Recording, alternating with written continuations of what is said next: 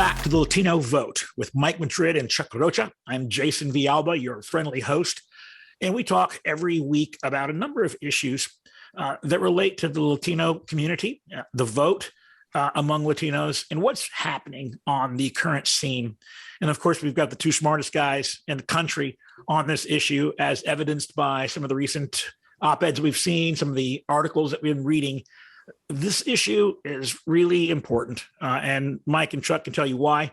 And we're going to talk about some issues today that I think are interesting. But I want to start with an award that Chuck Rocha just received from Politico magazine. Chuck, you won the Politico magazine's 40 most influential political, political consultants, political voices in the country.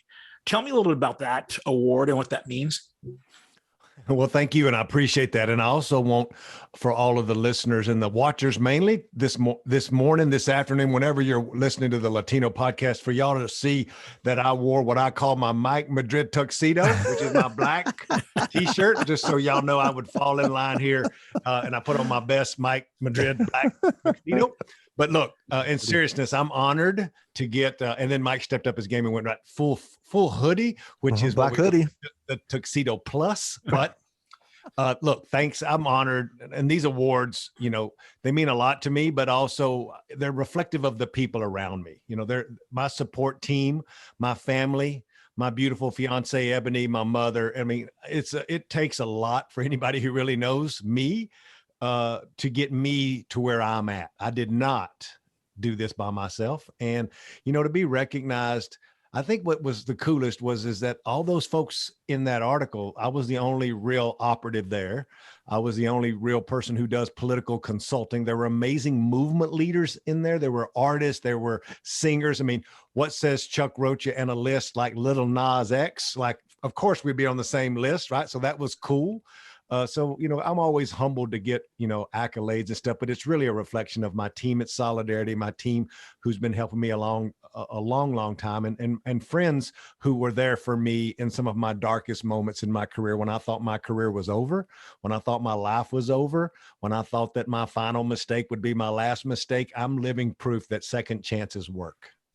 Well, the article that was written, I thought was fascinating. I mean, like you say, the people that they pulled into this list are truly impactful in the discussion that we're having every day now. But it was something that you said in your interview for Politico that I thought was really intriguing. And you say, we need to fundamentally change who and how we are currently running campaigns in the United States. The same 20 people in the Democratic Party run 95% of all campaigns, and they're all white men and women. Now, that blew me away. I knew that it was a smaller group of individuals. I had no idea it was 20% controlling 95%. And Mike can weigh in on this too, on the Republican side. I assume the numbers are similar. But when you said that, I was just blown away. Tell me about what that means, really. Well, the problem is that, and I think, let me be clear, that those 95% of consultants that are white men and women are all well-intentioned, and most of them are really good consultants, and they've been doing this a long time, and are at the top of their game, many of them. But the whole goal here, as the country has changed, and me and Mike's been talking about this with you, Jason, on this podcast, is as the demographic of the America fabric of who we are has changed, multicultural, younger, different ethnicities, all this, you can't have not that same change happen with the folks who are actually running the campaigns. This is my point. This is not Chuck Rocha's better than you because he's brown. This is that Chuck Rocha and the team of other folks like me are better than you in certain races and places where I've done a lot of work. And if you insert enough folks, I proved with Bernie Sanders, when one of us is at the table, our community doesn't get forgotten about, and you can make historic change. I went back after the last election, Jason, and I did an analysis of who got paid by all the party committees, all the different races, and realized that the majority, because I didn't want to just espouse this is a Mike Madrid numbers moment. I wanted to make sure that I could back it up with data. And it just showed beyond a shadow of a doubt, those same 10 big media firms that ran all the big House races were running all the governor's races. And guess what? Running all the super PAC work. And it's the same mega firms, again, well-intentioned, great consultants. This ain't me hammering or saying consultants ain't good because they're not brown. This is just saying they can't run everything. And how are we supposed to have more diverse voices if there's not a place for a young Black or brown or Asian or whoever to break into that power structure, right? That's the part that really drives me crazy, is because people are like, well, Chuck, I wish there was more brown consultants. And Chuck, I would hire them if I knew who they were. Well, there's not a place for them to even break into that, because the same consultants who've been running the same thing for 20 years have run the same operation.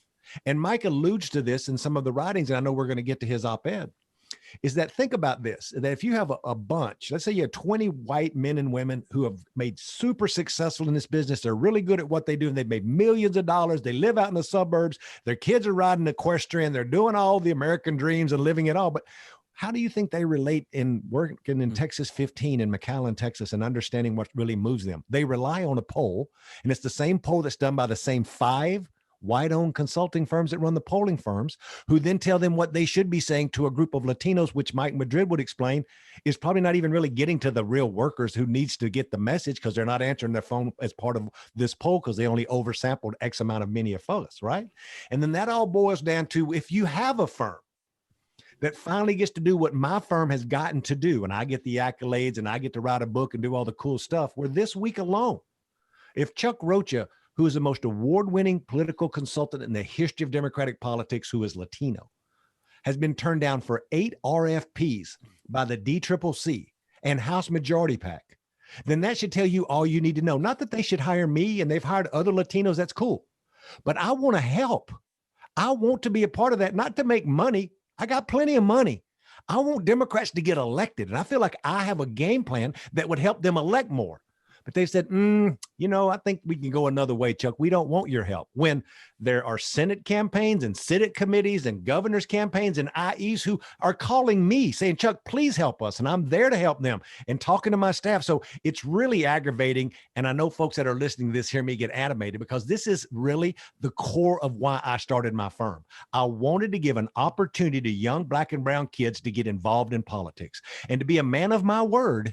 Over 11 years, I've trained, hired, and mentored 109 young brown and Black and Asian operatives. And now they're working all over the country, because I said, by God, if they're not going to do it, I'll do it myself and create a firm that's also a part incubator and mentorship for these young brown and Black kids. And I'm going to continue to push. I'm going to continue to throw my elbows out wide, and I want to make room for our community. I'll be damned one way or the other.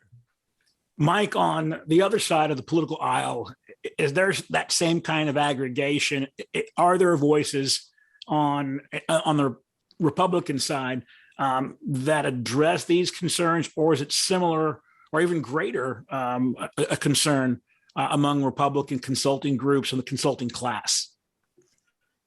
No, well, first, let me say congratulations to Chuck. I mean, it's a big deal. I mean, to be recognized, I think, and he's being a little bit humble about it. And that's just who Chuck is, in terms of giving a lot of other people credit for his work. And I have no doubt that he's surrounded himself with really remarkable people. That's probably part of his success. But this is really what Chuck has done takes a lot more courage than people realize, because he's literally holding up a mirror to the Democratic Party and saying, we keep telling the country this is who we are, right? We keep telling the country that, we're all about more inclusion and more opportunities and more openness, but are we? And the truth is, the Democratic Party and the Republican Party look remarkably similar as you get to the top of the professional class that's actually running these campaigns.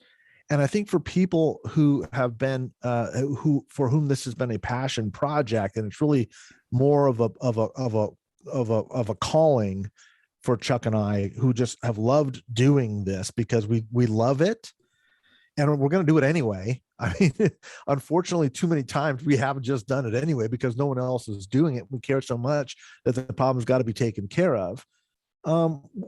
I think our frustration really was channeled into a more positive direction of trying to mentor and build and bring other people into politics, recognizing that we were probably never going to get to that place where it would be natural to just have somebody who was not a white face getting those contracts. People have to remember that politics is fundamentally a relationship business, and it's natural for people to just hire the same people that they've been hiring over and over again. And oftentimes loyalty is more important than competence, especially in situations when you lose. You'd rather have friends who are going to stick with you and keep those contracts going than try something different or unique, even when your back is against the wall and you got to win a race. And that's unfortunate, because that's why you get into the situations that you're in now. And let me just pose one question to the listeners today, which is, with all of those faces around the Democratic Party's table, and I'll say the same thing about the Republicans, none of whom are Hispanic, do you think a Chuck Rocha adds 1% value, just 1% value to these races?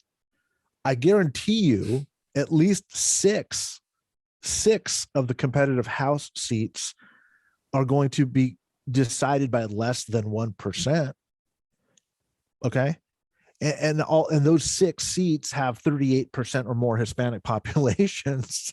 So it's just good business. It's not just good politics. It's just, damn, you'd be foolish not to. That's if he's just 1% better. Can you add 1% to the table?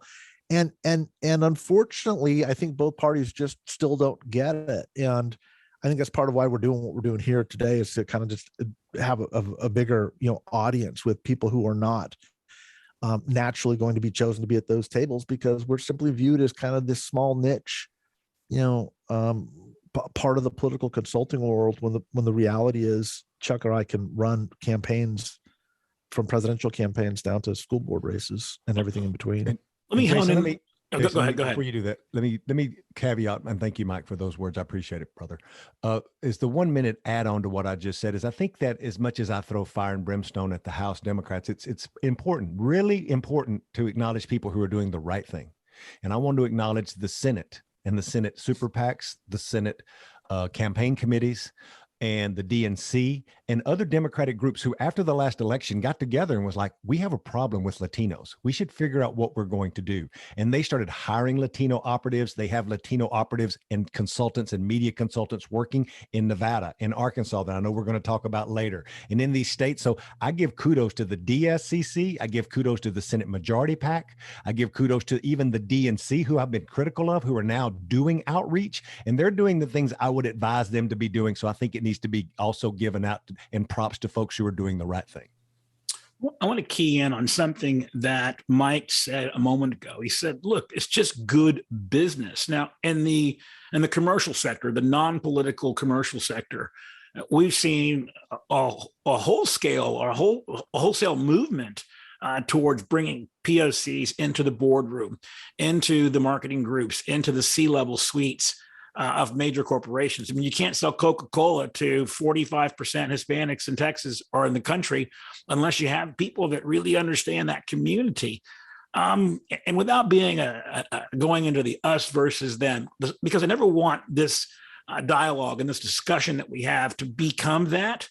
Can non-Hispanics, non-Latinos truly ever understand the community in such a way to be impactful in a meaningful way, much more so than the 1%, which I know that you were throwing that out as an example. But I mean, if we're going to be impactful, don't consultants or don't candidates have to hire people of color, particularly Hispanics, if they're trying to win votes in Nevada and Arizona, Colorado, New Mexico, Texas, California, and Florida. Well, let me unpack that a little bit, and Mike will want to jump on this. It begins with a false narrative that I used to hear, that I'm sure Mike heard in my early days, is that even though there are all these Latinos in these places, they don't vote. And so you don't really have to worry about doing or having any kind of representation. There's what we're going to do. We'll do, quote unquote, good enough for what we need to do. And that laid the groundwork to where we are today, right? There are more and more operatives that are becoming Latino, but they really don't break into the top level. I call them mid-level feeders, where they're good, progressive, well-intentioned nonprofits, super PACs, groups like Lucha in Arizona that are really doing amazing work, Poder NC, Florida Rising, all these groups on the ground who are doing amazing work. They're hiring our community. They're hiring me and my firm. They're hiring lots of Latino-owned firms and Black-owned firms. So you see a group of consultants that are getting trained now, but they're getting what I call the bare minimum to survive. When it gets to that level, it's working. The problem is, and I say this on my Twitter, and I love this, I say, the diversity ends where the real money begins, because then it becomes purely about profits like you're talking about. And it's hard in a billion-dollar industry to get somebody to give up something because of Mike's quote unquote relationship with that person that he talks about in consulting. So they're like, oh, they get to do that work over there. Or maybe we just bring them in and give them a piece of the Latino piece. Again, I just finished an analysis that will become public in a couple months of all the monies that was sent on the House side and what percentage of that money went to people of color firms, because they had 5 or 6 firms working at the DCCC. The problem is they made less than 3% of all the money that was spent. Me and you know through Mike Madrid math that that's just not a good equation when so many of your CDs have that. So I think that there's not a direct answer, but I think at the different levels, as you move up the ladder to the top, the more white it gets, because it becomes less about the movement and the voters and more about the money. And I'm ashamed to say that it's just true. Everybody really ought to listen to that. What he just said, that last sentence is exactly right. The higher you get up, it has less about to do than the movement and the cause and more to do with the money. And people are just going to surround themselves less with talent, less with competence, and more with their friends who are going to make sure that they're getting taken care of on the back end anyway. And if you don't have people of color that are at the table from the beginning, it takes generations, it takes years for those changes to happen.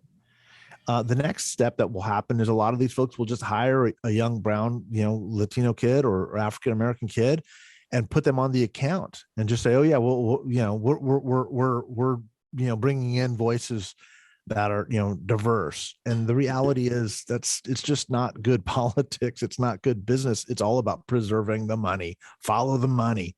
And politics is a lagging indicator in society. Like I said, I was shocked when I started working with Democrats or started looking to kind of find good Democratic operatives that were Latinos that had an understanding. There just aren't that many because they have not been given the opportunity in the Democratic Party either. So what Chuck is saying is the Democratic Party really, really needs to listen to, because he's 100% right, is the people who are running the campaigns. And let me be really frank here, because that's what we do on this podcast.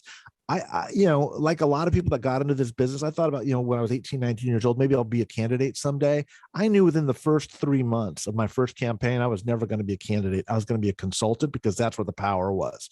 These are the people that are making the damn decisions. It's the candidates that are listening to the political consultant. That's the person I wanted to be. Well, if there's no brown faces over many, many, many, many years, and people keep hiring their own buddies and their own friends, how many do you think rise to the top? Corporate America is far more diverse than the Democratic Party's political consulting class, especially as you get higher and higher up. It's absolutely that way with the Republican Party. No one's shocked by that. But the diversity at the top, highest echelons of both parties are almost identical. Yeah, you can find one or two. You're listening to one or two, but there's no genuine commitment to this at any level once the actual decisions at the higher level start being made and where the money is actually being dispersed. And I do want to say this too. This is not about Chuck and I wanting to make money. We have had to, over the past 30 years, create our businesses and our own money around this. Chuck, Rocha, and Mike Madrid are fine. Okay. If I never got, and I will never get probably hired by the Republican Party ever again, but I'm still involved in some of these causes. That doesn't affect me one bit. Okay. These were issues I had to worry about as a young political consultant, a young Mexican-American kid saying, hey, I want to make my career in the Republican Party, knowing full damn well I was never going to have a full seat at the table. How do I build a business that's going to allow me to live the life that I want? Even being better than 90% of these consultants, knowing I'm not going to get a shot. That's my story. That's what I had to do. So, I don't, this is not about shaking anybody down for business, because for the past 30 years, I haven't gotten these opportunities. I'm not going to get them for the next 30 years. It's not an issue I'm really concerned about. I think the concern that Chuck brings up is so valid and so timely, and it's having an impact into the next issue that I want to discuss, and that is the hemorrhaging of Latinos from the Democratic Party, at least temporarily, into Republican parties and the Republican Party around the country. And certainly it's a result of the lack of proper guidance from the consultants, because they're not really understanding the community like they should. But it's a number of other issues too that Mike addressed in his recent op-ed that ran in the New York Times. Now, for people who are listening who read op-eds, you probably know that the New York Times is the gold standard. I mean, I've written 1,000 op-eds and have attempted to get into the big national papers and just never really were able to breach that. But when you're in the New York Times, that means something. And I think Mike's op-ed was really important because it talked about these kinds of issues. And it also began or explained in a better way than I've seen in other op-eds, sort of the drivers behind that hemorrhaging. So, Mike, tell us a little bit about what was in that article, sort of what your top takeaways are. And then I know too, and this is what's fun about this podcast, is that I think Chuck's going to have some quibbles with some of the suppositions you make, and so I'd love to hear his thoughts on that as well if he comes back. He didn't want to hear what I have to say because he's probably a little bit scared, but that's okay. We'll hit him both anyway. So, look, the premise of the op-ed that ran in the New York Times was really at their request. They reached out and said, "Hey, do you have any thoughts on what is happening here? It seems like this shift in 2020 was not anomalous. We're seeing it happen in the Texas primaries, which were held just a couple of weeks ago, as you know, Jason. And then prior to that, we saw this shift with the Virginia and New Jersey governor's races. Hispanic precincts were moving to the right. There's a whole new round of polling the DCCC put out that was concerned about sort of the cultural issues, the defund the police, the critical race theory, the Latinx debate that's happening in the Democratic Party that was kind of pushing away or alienating Latinos. And this rightward shift seems to be the development of a longer term trend. So what's happening? And, in many ways, this is something that I've been saying was going to happen for 30 years. The research was showing that some of this movement was there, the potential was there. And the bigger story in my mind is why it didn't happen sooner. So for me, it's not a new dynamic. It's something that I've been talking about for a very long time, but more to the exact point of what it means and why it's occurring is really, in my estimation, quite simple, very data driven. The largest divide in American politics today is the divide between the educated and the non-college educated.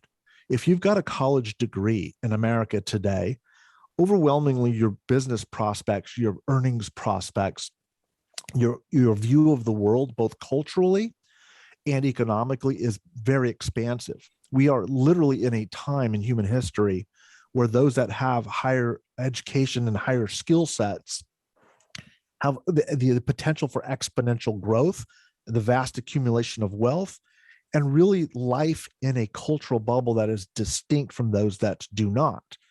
If you don't have a college degree, life is increasingly limited. It has been for many decades, but it's really, really getting limited now as the full effects of offshoring jobs, exporting manufacturing jobs, the crunch on the energy sector, for example, especially in places like Texas or the Central Valley in California, where there's oil patches that provide for decent, good jobs for people of color without a college degree. And these two distinct worldviews are getting further and further apart. And so there's both an economic populist element, which I would suggest explains why Bernie Sanders, from a message standpoint, had something very compelling to talk about. The system was not working for these people, or the system was rigged, as he would say.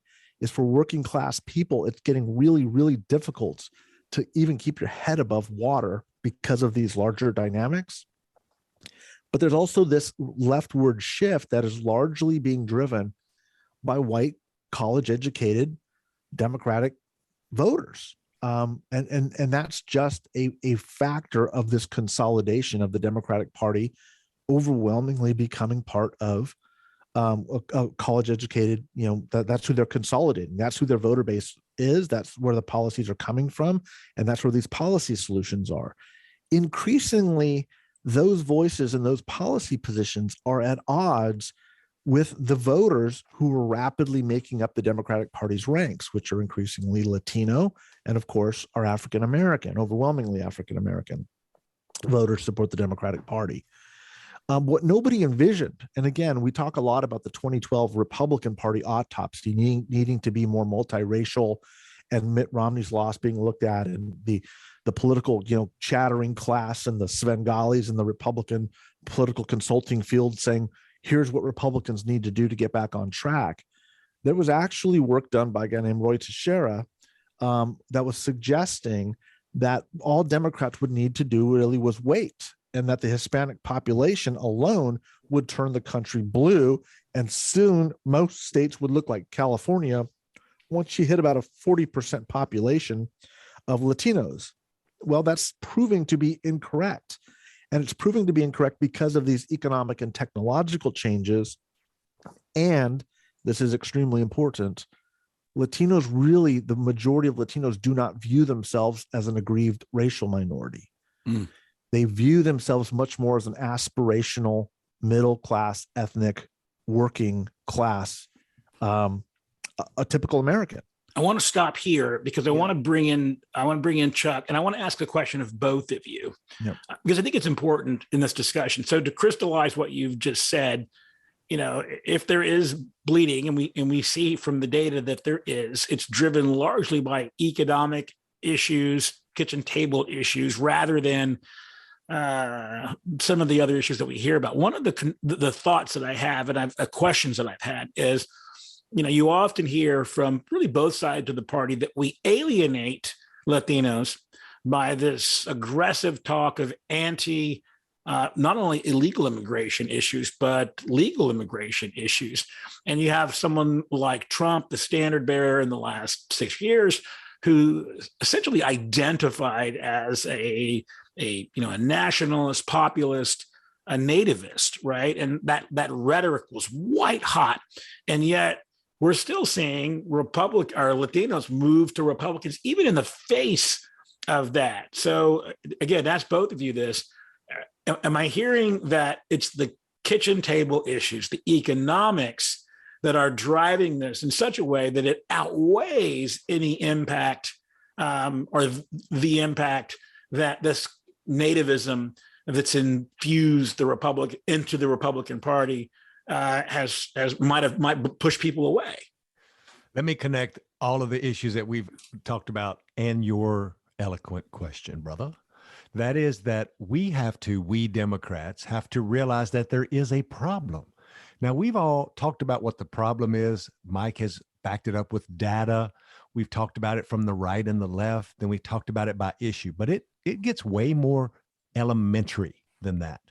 And I can promise you, since our first 3 episodes, I have gotten calls, emails, and texts saying that I am feeding into the Republican narrative that Latinos are swinging towards the Republican Party. I swear to God, not just like crazy people on Twitter, but my friends who run campaigns in the state going, Chuck, why are you continuing this narrative? So my friends who run parties, who are consultants, don't want to accept that we have this problem, which connects to the problem we just talked about with who's running the party and the campaigns. Even Chuck Rocha, who thinks is a dang good consultant and probably a better fisherman. Let's just use the fisherman angle, because everybody knows I love to fish, right? And I'm really good at it. And you come to my house, there's a bunch of big old fish replicas for you PETA folks, not the real fish. They're still swimming in the ocean, but on my wall, because they're trophies that I have spent a lifetime trying to catch. And so every time I'm out fishing, y'all, if I find a better lure, if I find a better spot, even if I'm down on Lake Palestine, Jason, I want somebody to show me where that spot is, because I want to get better. It's kind of like a lot of times as Democrats, we're like, well, we got this little honey hole here. We're going to be happy with this 58% and just fish here all day. When I'm like, well, there's this whole other 35% out there just swimming around it. Everybody's. So the point here is that we have to acknowledge that there's even a problem. And we haven't even really done that in many, not all. The Senate has said there's a problem, and the Senate Campaign Committee and the Senate super PACs are doing something. But there are other people who don't think that there's a problem as much and are just not putting the emphasis on it around immigration. So that's how you start seeing an erosion. Even with Trump talking about build a wall, putting kids in cages, still picking up more votes in the Valley itself and in Miami and across the country at a much smaller level, right? People who have been in Democratic power positions, I swear to God, if not once, 10 times, have said, Chuck, it'll all come back in the midterms. You know, it'll level back out. Everything's going to be just fine. I swear to y'all now, you want to talk about getting under the hood. These are conversations. I'm not going to out my friends. I love them. And I think most of them are all well-intentioned, but they think that this is just a small anomaly and not a real problem. Mike, thoughts on that? Yeah, let me talk about the immigration question specifically, because there's no issue that dominates the discourse about the Latino vote more than the immigration question. For decades, Latino voters have been telling us in hundreds of polls that immigration is an important issue, but it's not a top 5 issue for us, for our community. Sometimes it'll hit 3 if things get really heated. Usually it sits around 7 or 8. The top issues for Latinos overwhelmingly are the economy and jobs, and then education and healthcare. Those 3 are always the top. Okay. Right now, Axios Ipsos just put out a poll 24 hours ago saying that there's, declining support for Democrats on inflation. That shouldn't be shocking to anybody, right? Latinos have been saying it's the economy. Estúpido, right? It's the economy, estúpido. That's what I tweeted that out yesterday. It's like, come on, people, like, get your shit together. This is not complicated, but there is an entire industry in Latino politics and in Latino media that reinforces this notion that it is all about the undocumented. And while those are very important issues to us, those are very important human issues to most people. And when you start to try to characterize Latino issues as exclusively or primarily around the immigrant experience, you are missing 2/3 of the voters that did not go through that experience themselves. That's really, really, really difficult for a lot of Latino political activists, political types who have literally made their career in advocacy efforts surrounding those issues. That does not mean that I don't care about those issues as Mike Madrid. I have spent a ton of time in my career fighting for the undocumented. I've also worked on issues related to the farm worker issues, but I'm also somebody who cares about math and evidence and truth. And the reality is the overwhelming majority of Latino voters are not farm workers, and they are not here undocumented. Okay. And the other truth is we have to recognize that the same polling that shows that the immigration question is of concern to Latinos as a 4th, 5th, 6th, 8th, 10th priority issue, 1/3 of those voters want to stop illegal immigration. Okay. That is a real true part of our people's story. And it needs to be said because it's true.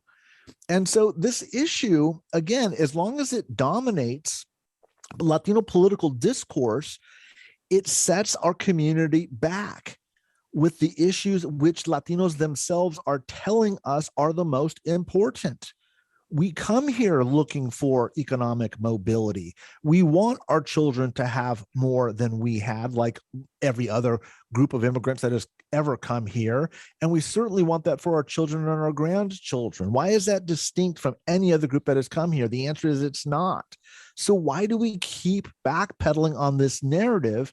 And the only possible answer is either you can't define the Latino vote any other way, which is understandable, and there's an argument for that, or because you've got a vested interest in perpetuating that issue. Okay.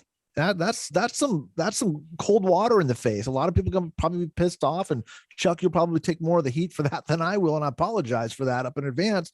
But damn it, look at the polling data. And the truth of the matter is there are partisan consultants that have been pushing polling for years, saying that illegal immigration is the top driving concern, and that's what's going to drive Latinos to the polls. There was groups saying it in 2014 and in 2016, and they were wrong. And in 2018, they were wrong. In 2020, they were wrong. And they were the only ones saying it. Well, everybody else in the country was saying Latinos care about the economy, they care about jobs, they care about education, they care about healthcare. The people that were talking about those issues did better. They happened to be the Republicans. Okay. The people that were not, the people that focused and believed their own press releases did worse. They happened to be the Democrats. So if you want to talk to Latino voters and think that the way of getting there is talking 95% about the undocumented and farm workers, God bless you, but you're only talking to an extremely small sliver of the electorate when 95% of us are really worried, nervous, and anxious about how we're going to make rent on Friday. And that's what we ought to be talking about as a community across party lines. This discussion, gentlemen, has been fascinating, and it's so deep in the weeds on some of these issues, but not in the bad way, in the good way, that we're learning a lot about how not only the consultant class looks at these issues, but how wrong the conventional wisdom is. You know, the genesis for this podcast was to dispel the conventional wisdom about what was out there, and I think we're doing a good job of that. I want to close with your comments, Mike, and finish up this discussion on another episode where we'll dive deeper into some other issues that you've touched upon. So thank you again, listeners, for being a part of the Latino Vote podcast. We hope we're bringing you content that you're just not getting elsewhere and that you're finding to be compelling and interesting. Soon we're bringing on some guests that I think you will appreciate. We'll continue to have these deep dive discussions on issues that are impactful, and we look forward to seeing you and hearing you next time that we're on the podcast. So God bless, thank you, and join us next time on the Latino Vote podcast. Thanks.